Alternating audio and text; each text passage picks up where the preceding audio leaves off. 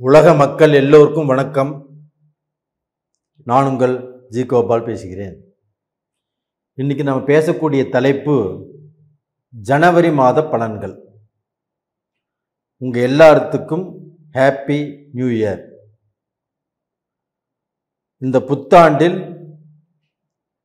உங்க எல்லாத்துக்குமே சில எதிர்பார்ப்புகள் இருக்கும், சில எண்ணங்கள் இருக்கும். இந்த வருஷமாவது நம்மளுக்கு நல்ல வேலை கிடைக்காதா, நம்ம பிஸ்னஸ் நல்லா போகாதா, நம்மளுக்கு கல்யாணம் ஆகாதா, நம்மளுடைய கடன் பிரச்சனைகள் தீராதா, நமக்கு குழந்தை பாக்கியம் கிடைக்காதா, இது எல்லாத்தையும் விடுங்க, நம்ம குடும்பம் சந்தோஷமாக வாழ முடியுமா? இத்தனை பிரார்த்தனைகளோடு தான் நீங்கள் இந்த வீடியோவை பார்க்குறீங்க. எனக்கும் உங்களுடன் சேர்ந்து உங்களுடைய பிரார்த்தனைகளில் கண்டிப்பாக நம்ம எல்லாத்துக்கும் ஒரு கால் மடங்காது அந்த இறைவன் தீர்த்து வச்சாருன்னா கண்டிப்பாக நல்லா இருக்கும். அந்த கால் மடங்கு பிரச்சனையாவது தீர்த்து வைப்பார் அப்படிங்கிற நம்பிக்கையில் தான் இந்த வருஷத்தை நம்ம ஆரம்பிக்கிறோம். கண்டிப்பாக அது நல்லதாகவே இருக்கும். அப்போ இந்த மாதத்தில் நம்ம சிம்ம ராசிக்கு எப்படி இருக்கும் அப்படிங்கிறத பார்க்க போகிறோம். சிம்ம ராசிக்கு இந்த மாத கிரக அடைவில் எடுத்துட்டோம்னா, ராசிக்கு 2ஆம் இடத்துல கேது பகவான், 4ஆம் இடத்துல சுக்கிர பகவான் புதன் பகவான், 5ஆம் இடத்துல செவ்வாய் பகவான் சூரிய பகவான், 7ஆம் இடத்துல சனி பகவான், 8ஆம் இடத்துல ராகு பகவான், 9ஆம் இடத்துல குரு பகவான். இது இந்த மாத கிரக அடைவுகள். சிம்ம ராசியை பொறுத்த வரைக்கும் சிம்ம ராசியுடைய அதிபதி யாருன்னா சூரிய பகவான், நவகிரகங்களின் அரசன். அப்ப அந்த சூரிய பகவான் ஆகப்பட்டது இப்ப எப்படி இருக்கிறாரோ அதுதான் நான் பார்க்கணும். இந்த குரு பகவான் ஆகப்பட்டது 5ஆம் பார்வையாக சிம்மத்தை பார்க்கிறாரு. ஆனால் இங்கே சூரியன் இல்லை. ஆனால் 9ஆம் பார்வையாக அந்த குரு பகவான் ஆகப்பட்டது பார்க்கக்கூடிய இடம் தனுசு. அந்த தனுசுல சூரியன் இருக்கிறாரு. அப்ப சிம்ம ராசியுடைய அதிபதியை குரு பார்த்துட்டார். அப்ப இந்த குரு பார்த்தால் கோடி நன்மை.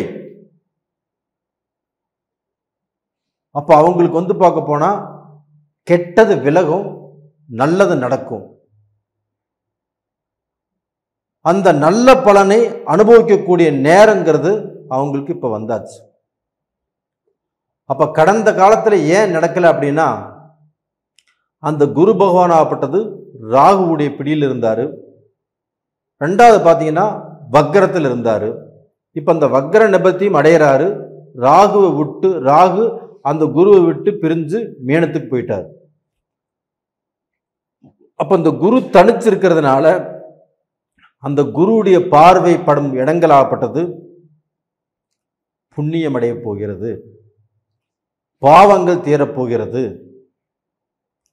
அப்ப சிம்ம ராசிக்கு இந்த குருவுடைய பார்வை ரொம்ப சூப்பரா இருக்குது. அந்த சூரியனையும் அந்த குரு பார்த்ததுனால நவகிரகங்களின் அரசன் அந்த சூரியன் ஆகப்பட்டது வலுவடைகிறார்.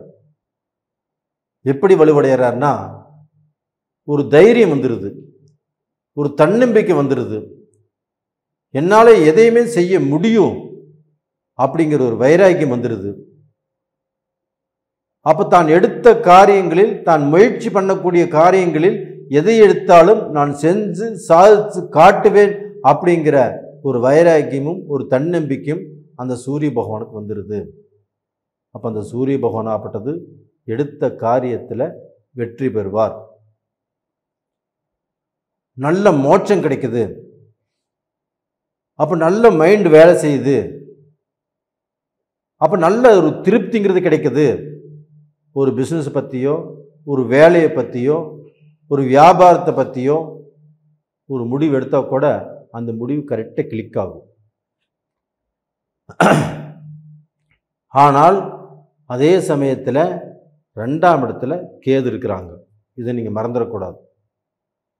இந்த கேது பகவான் ஆகப்பட்ட 2ஆம் இடத்துல குடும்பஸ்தானத்தில், உங்களுடைய வாக்கு ஸ்தானத்தில் அந்த கேது இருக்கிறதுனால நீங்கள் வெளி பழக்க வழக்கத்தில் பேசக்கூடிய பேச்சு நிதானமாக பேசணும். 10 பேச்சு பேசக்கூடிய இடத்துல 2 பேச்சு தான் பேசணும். இல்லைன்னா உங்களுடைய பேச்சால் வம்பை விலைக்கு வாங்கிக்குவீங்க. உங்கள் பேச்சினால உங்களுக்கு வரக்கூடிய வாய்ப்புகள் மிஸ் ஆகும். அப்போ உங்களுடைய பேச்சால் பார்த்தீங்கன்னா நீங்களே உங்களுக்கு இடைஞ்சலை தேடிக்குவீங்க. இது ரொம்ப ஜாக்கிரதை. அது போக குடும்ப வாழ்க்கை, இப்போ கணவன் மனைவி இருக்கிறீங்க. அப்போ அந்த கணவன் மனைவிக்குள்ளே நல்லா போயிட்டுருக்குது. ஆனால் இந்த கேது பகவான் வந்ததுக்கப்புறம் பார்த்தீங்கன்னா தேவையில்லாததுக்கெல்லாமே சங்கடம், சலிப்பு, பிரச்சனைகள். இத்தனை வருஷம் பிரச்சனை இல்லாமல் வாழ்ந்தோம். இப்போ புதுசாக நம்ம சொல்கிறதுக்கெல்லாம் அர்த்தம் எடுத்துக்கிறாங்களே, பிரச்சனையை பண்ணுறாங்களே, பிரச்சனையாக எடுத்துக்கிறாங்களே அப்படிங்கிற குழப்பங்கள் உருவாகும்.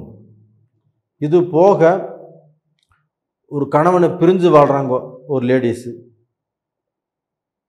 அப்போ அவங்களுக்கு பார்க்க போனால் வேலை, குழந்தை, நிறைய ஸ்ட்ரெஸ்ஸு. அப்போ அந்த வேலையிலையும் பிரச்சனை, குழந்தைகளின் மூலியமாகவும் பிரச்சனை, தனக்குன்னு ஆறுதல் சொல்றதுக்கு யாருமே இல்லையா அப்படிங்கிற ஒரு வேதனை, தன்னை யாராவது பாராட்டினா நல்லா இருக்குமே அப்படிங்கிற ஒரு குழப்பம். அப்போ இவ்வளவு ஒரு குழப்பத்தோடையும் ஒரு பெண் ஆகப்பட்டது வேலை செஞ்சுட்டு இருக்கிறாங்க. அப்படி இருந்தாலும் அந்த குரு பகவானுடைய அனுகிரகமாகப்பட்டது கடைசி நேரத்தில் கண்டிப்பாக காப்பாற்றும். ரெண்டாவது பார்த்தீங்கன்னா உங்களுக்கு 4ஆம் இடத்துல சுக்கிரன் இருக்கிறாங்க. அப்போ இந்த 4ஆம் இடத்தில் சுக்கிரன் இருக்கும்போது என்ன ஆகுனா, புதனும் அங்கேயே இருக்கிறாங்க. உங்களுடைய தனாதிபதி 4ஆம் இடத்தில் இருப்பது சிறப்பு. அது 7ஆம் தேதியே மாறி தனுசுக்கு போயிடுறாங்க. சுக்கிர பகவானும் இங்கே கொஞ்ச நாள் தான் இருப்பாங்க. அப்போ அந்த சுக்கிர பகவான் 4ஆம் இடத்துல இருக்கிறது உங்களுக்கு வண்டி வாகனம், வீடு சம்பந்தப்பட்டது, பூமி சம்பந்தப்பட்டது, பூமி வாங்கி கொடுக்கறது, ஒரு ரியல் எஸ்டேட் பண்ணுறது, ஒரு தொழில் சம்பந்தப்பட்டது, இது எல்லாமே நல்லா இருக்கும். அப்போ அந்த சுக்கிர பகவானும் உங்களுக்கு மாறி உங்களுடைய ராசிக்கு 5ஆம் இடத்துக்கு போயிடுறாங்க. அப்போ அந்த 5ஆம் இடத்துக்கு புதன், சுக்கிரன், செவ்வாய், சூரியன், இந்த 4 கிரகங்களும் ஒரே இடத்துல இருக்கிறாங்க தனுசுல. இப்போ அங்கே சூரியனும் புதனும் ஒன்று சேர்றாங்க. அந்த ஒன்று சேர்றதை குரு பார்க்குறாங்க, புதாதித்ய யோகம். அப்போ அந்த யோகம் வரும்போது உங்களை நீங்கள் எதிர்பார்க்காமல் சில நல்ல விஷயங்கள் நடக்கும். ஒரு அரசியலாகட்டும், ஒரு கவர்மெண்ட் வேலையிலாகட்டும், ஒரு பிரைவேட்டில் ஆகட்டும், கண்டிப்பாக அவங்களே உங்களை வாலண்டரியாக கூப்பிட்டு உங்களுக்கு வேலை கொடுக்கலாம், ஒரு பதவி கொடுக்கலாம், உங்களுடைய திறமைக்கு வெகுமதியாக இருக்கும். அப்போ இது மாதிரி விஷயங்களாகப்பட்டது புதாதி யோகத்தினால கண்டிப்பாக நடக்கும். ஆனால் அதே சமயத்தில் இந்த சனி பகவான் இருக்கிறார்களே 7ஆம் பார்வையில் கண்டகச்சனி, இந்த 7ஆம் பார்வையாக உங்கள் ராசியே பார்த்துட்டு இருக்கிறாங்க. உங்களுக்கு நடக்க வேண்டிய நல்லவைகளை இந்த சனி பகவான் தடுக்கிறதுக்கு பார்ப்பார். அப்போ தொழிலாக இருக்கட்டும், ஒரு வியாபாரமாக இருக்கட்டும், உங்களுக்கு வரக்கூடிய நல்ல பேராக இருக்கட்டும், அப்போ உங்களுக்கு நடக்கக்கூடிய நல்லதாக இருக்கட்டும், எதுவாக இருந்தாலும் இந்த சனி பகவான் தடுக்கிறதுக்கு பார்ப்பார். ஆனால் இந்த குரு பகவானும் இப்போ நல்ல ஸ்தானங்களை பார்த்துட்டு இருக்கிறதுனால முடிஞ்ச வரைக்கும் இந்த குரு பகவானால் உங்களுக்கு நல்லது நடக்கும்.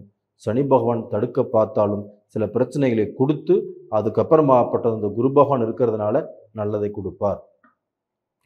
இந்த 8ஆம் இடத்துல ராகு பகவான் இருக்கிறாங்க. அப்போ இந்த 8ஆம் இடம் என்பது என்னன்னா, பிரச்சனை, குழப்பம், வனவாசம், கண்டம், இது மாதிரி மஞ்சள் நோட்டீஸ் வாங்குறது, எல்லா விஷயத்தையும் பண்ணுவார். அதே சமயத்தில் கல்யாணம் பண்ணுறதுக்கும் கண்டிப்பாக விடமாட்டார். 8ஆம் இடத்துல ராகு இருக்கிறது. அப்போ 2ஆம் இடத்துல கேதுவும் 8ஆம் இடத்துல ராகுவும் இருக்கிறது. இது கோல்சார பிரகாரம் இருக்கிறாங்க. உங்களுடைய ஜென்ம ஜாதகத்தில், உங்களுடைய விதி ஜாதகத்தில், நீங்கள் பிறக்கும்போது எழுதின ஜாதகத்தில் அது மாதிரி உங்களுக்கு இருக்குதான்னு பாருங்க. 2ஆம் இடத்துல கேது, 8ஆம் இடத்துல ராகு இருக்குதான்னு பாருங்க. என்ன தசை நடக்குதுன்னு பாருங்க. அது ரெண்டையும் மேட்ச் பண்ணி பார்த்துக்கோங்க. அப்போ ரெண்டும் ஒன்றா இருந்துச்சுன்னா கண்டிப்பாக கஷ்டங்கள் ஜாஸ்தியாக இருக்கும். இது வேற அது வேற மாதிரி இருந்துச்சுன்னா ஒன்றும் பிரச்சனைங்கிறது இல்லை. அப்போ என்ன தசை என்ன புத்தி நடக்குதுன்னு பார்த்துக்கோங்க. அப்படி நீங்கள் பார்க்குற மாதிரி இருந்தால் கீழே 2 நம்பர் கொடுத்துருக்குறோம், கான்டாக்ட் பண்ணுங்கள், வாட்ஸ்அப் பண்ணுங்கள். இந்த சிம்ம ராசி ஆகப்பட்டது மகம் நட்சத்திரம், பூரம் நட்சத்திரம், உத்திர நட்சத்திரம். இந்த மகம் நட்சத்திரம் ஆகப்பட்டது கேதுவுடைய நட்சத்திரம். அந்த கேது பகவான் ஆகப்பட்டது சிம்ம ராசிக்கு 2ஆம் இடத்துல இருக்கிறாங்க. அப்போ மகம் நட்சத்திரத்தில் பிறந்தவங்களை ஆகப்பட்டது அடுத்தவங்ககிட்ட பேசுறது, ஒரு வேலை செய்யக்கூடிய இடத்துல பேசுறது, வெளியில் பேசுறது, மனைவி கிட்ட பேசுறது, இந்த விஷயத்தில் எல்லாமே ரொம்ப ஜாக்கிரதையாக இருக்கணும். அவங்க பார்க்க போனால் நடைமுறை வாழ்க்கையிலையும் ரொம்ப ஜாக்கிரதையாக இருக்கணும். பொண்டாட்டி கூடையும் பார்க்க போனால் அவசரப்பட்டு எதுவுமே பேசிடக்கூடாது. இது மாதிரி கொஞ்சம் அவங்க நாவடக்கம் சொல்லடக்கத்தோடு கொஞ்சம் அமைதியாக இருந்தாங்கன்னா அவங்களுக்கு வரக்கூடிய பிரச்சனையிலேருந்து அவங்க தப்பிச்சுக்கலாம். அதுக்கடுத்து பார்த்தீங்கன்னா உத்திரம் நட்சத்திரம். இந்த உத்திரம் நட்சத்திரங்கிறது பார்த்தீங்கன்னா சூரிய பகவானுடைய நட்சத்திரம். அந்த சூரிய பகவானை குரு பார்க்கறதுனால இது நாள் வரைக்கும் பார்க்க போனால் அந்த உத்திர நட்சத்திரத்தில் பிறந்தவங்க எவ்வளவோ முயற்சிகள் பண்ணி எவ்வளவோ பார்க்க போனால் திறமைசாலியாக இருந்து தன்னுடைய வாழ்க்கையில் சம்பாதிக்கணும் சாதிக்கணும்னு எவ்வளோ முயற்சி பண்ணியிருந்தாலும் எதுவுமே நல்ல நிலைமைக்கு வர முடியல. பெரிய பிஸ்னஸ் பண்ணியிருந்தாலும் வர முடியல. ஆனால் இப்போ பார்க்க போனால் அந்த குரு பார்வையினால் இப்போ இந்த உத்திர நட்சத்திரத்தில் பிறந்தவங்க கண்டிப்பாக நல்ல நிலைமைக்கு வரக்குண்டான வாய்ப்பு ஜனவரி மாதத்துலேருந்து இருக்குது. அப்போ அந்த ஜனவரி மாதத்துலேருந்து அவங்க பார்க்க போனால் முயற்சி பண்ணலாம். அவங்களுடைய முயற்சிக்கு முத்தான பலன் கிடைக்கும். கண்டிப்பாக நல்லா இருப்பாங்க. இது போக பூர நட்சத்திரம், அது சுக்கிர பகவானுடைய நட்சத்திரம். அந்த சுக்கிர பகவான் ஆப்பட்டு தனக்கு 3ஆம் இடத்து அதிபதி இப்போ 4ஆம் இடத்துல இருக்கிறாங்க. 5ஆம் இடத்துக்கு போய் குரு பார்வையும் வாங்குறாங்க. அப்போ அந்த குரு பார்வை வாங்கிறதுனால இந்த பூர நட்சத்திரத்தில் பிறந்தவங்க தன்னுடைய வாழ்க்கையில் பார்க்க போனால் கல்யாணங்கிறது பேச்செடுத்தா கல்யாணம் நடக்கலை, குழந்தை பாக்கியத்துக்கு முயற்சி பண்ணால் குழந்தை பாக்கியம் நடக்கலை, ஒரு பிஸ்னஸுக்கு ஆசைப்பட்டால் பிஸ்னஸ்லேயும் நல்ல நிலைமைக்கு வர முடியல, ஒரு வெளிநாடு போக நினச்சாலும் அதுவும் தடுங்கலாச்சு. அது எல்லா தடைகளையும் இப்போ உடைச்சிட்டு இந்த குரு பகவானுடைய பார்வையினால் அந்த பூர நட்சத்திரத்துக்காரங்களாகப்பட்டது இப்போ எந்த முடிவு எடுத்தாலும் எந்த முயற்சி எடுத்தாலும் எங்கே போகணும்னு நினச்சாலும் கண்டிப்பாக நல்லது நடக்கும். நல்லா இருப்பீங்க. நேயர்களே, இந்த பதிவு பிடிச்சிருக்குன்னு நினைக்கிறேன். பிடிச்சிருந்தா லைக் பண்ணுங்கள், ஷேர் பண்ணுங்கள், ஆல் அப்படிங்கிற பெல் பட்டனை ப்ரெஸ் பண்ணிக்கோங்க. நீங்கள் என்னுடைய பதிவை பார்த்துட்டு எனக்கு சப்ஸ்கிரைப் பண்ணுறீங்க, நிறைய பேர் ஆதரவு கொடுக்குறீங்க, உங்களுடைய ஜாதகத்தில் அனுப்பிச்சு என்கிட்ட பார்க்க சொல்கிறீங்க. ரொம்ப நன்றி. உங்களுக்கு என்னுடைய மனமார்ந்த நன்றிகள். அதே சமயத்தில் உங்களிடமிருந்து விடைபெறப் போவது உங்களின் ஜி கோபால். நன்றி, வணக்கம்.